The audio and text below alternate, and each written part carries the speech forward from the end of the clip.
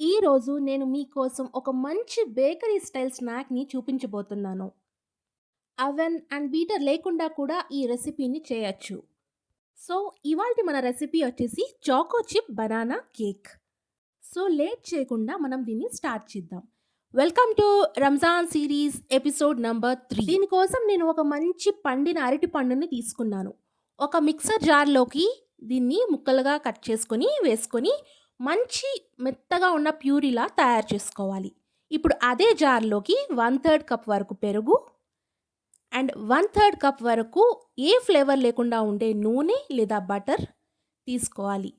So, అందులోకి half cup వరకు powdered షుగర్‌ని తీసుకొని, ఇలా మెత్తగా ఎక్కడ పలుకు లేకుండా ఉన్న షుగర్ పౌడర్‌ని తీసుకొని, దీన్ని మనం మిక్సీ పట్టుకోవాలి. సో, కన్సిస్టెన్సీ అనేది ఈ విధంగా స్మూత్‌గా టెక్స్చర్‌లా ఉండాలి. ఇప్పుడు మనం దీన్ని ఒక బౌల్‌లోకి ట్రాన్స్‌ఫర్ చేసుకుందాం.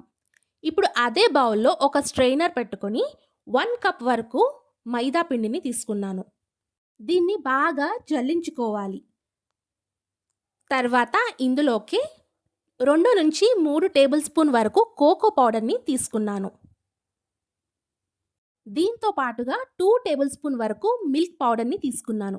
నేనిక్కడ ఎవ్రీడే బ్రాండ్‌ని వాడాను. మీరు ఏ బ్రాండ్ అయినా వాడొచ్చు. దాంతో పాటు ఒక teaspoon baking powder and half teaspoon baking soda వేసి ఎక్కడ కూడా పలుకులు లేకుండా మనం దీన్ని చల్లించుకొని కలుపుకోవాలి. కన్సిస్టెన్సీ మెయింటైన్ చేయడం కోసం నేనిక్కడ అరకప్పు పాలని వాడాను. ఇది కంప్లీట్‌గా కాచి చల్లార్చిన పాలు. సో, కొంచెం కొంచెంగా వేసుకుంటూ కన్సిస్టెన్సీని మెయింటైన్ చేసుకుంటూ దీన్ని కలుపుకోవాలి.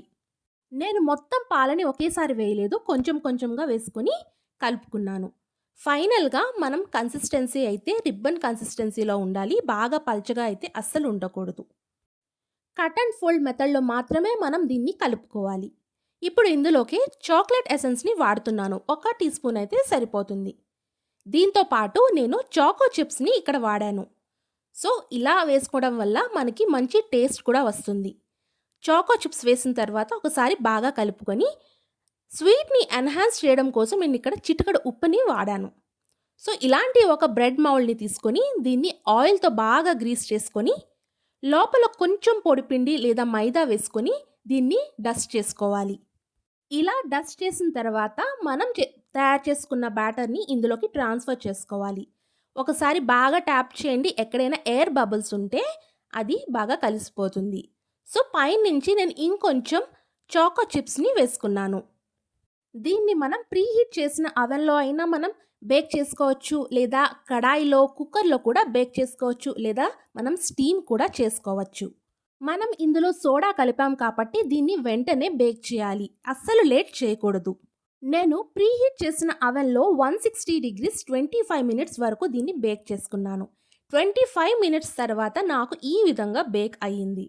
బేక్ అయిన తర్వాత వెంటనే దీన్ని తీసి బయట పెట్టాలి. కానీ వెంటనే డీమోల్డ్ అయితే చేయకూడదు. చూడండి, ఈ విధంగా బేక్ అయింది నాకు. సో, దీన్ని వెంటనే డీమోల్డ్ అయితే చేయకుండా జస్ట్ పైనుంచి పూర్తిగా రూమ్ టెంపరేచర్‌లో వచ్చేంత వరకు ఇలా నేను ఒక నాప్కిన్‌ని కప్పి పెట్టాను. సో, పూర్తిగా రూమ్ టెంపరేచర్‌లోకి రావడానికి ఒక అరగంట సేపైనా పడుతుంది. సో, ఇప్పుడు మనం దీన్ని డీమోల్డ్ చేద్దాము. డీమోల్డ్ చేసిన తర్వాత చూసారు కదా, దీని టెక్స్చర్ మంచి చాక్లెట్ ఫ్లేవర్‌తో ఉంది. మీరు మైదా బదులు గోధుమ పిండి, షుగర్ బదులు జాగరి కూడా వాడొచ్చు. కానీ టేస్ట్‌లో కొంచెం డిఫరెన్స్ వస్తుంది. ఇప్పుడు మనం దీన్ని పీసెస్‌గా కట్ చేసుకుందాం. ఎంత ఈజీగా దీన్ని కట్ అయిపోతుందో చూడండి. అండ్ లోపల కూడా ఎయిర్ బబుల్స్ ఎంత బాగా ఫార్మ్ అయ్యి చాలా బాగుంది బ్రెడ్ టెక్స్చర్. సో, ఎప్పుడైనా సరే మనం కేక్‌ని బేక్ చేసిన తర్వాత అప్పటికప్పుడు సర్వ్ చేసుకోకుండా నెక్స్ట్ డే సర్వ్ చేసుకుంటే దాని టేస్ట్ ఇంకా ఎన్హాన్స్ అవుతుంది. సో, ఈవినింగ్ టీ టైమ్ స్నాక్‌కి అయినా లేదా ఆఫీస్ లంచ్ బాక్స్‌లోకైనా జస్ట్ చిన్న స్నాక్‌లా ఇది సర్వ్ చేసుకోవచ్చు. ఈ రెసిపీ నచ్చితే లైక్ చేయడం మర్చిపోవద్దు అండ్ నా ఛానల్‌ని సబ్స్క్రైబ్ చేసుకోవడం మర్చిపోవద్దు. Thanks for watching.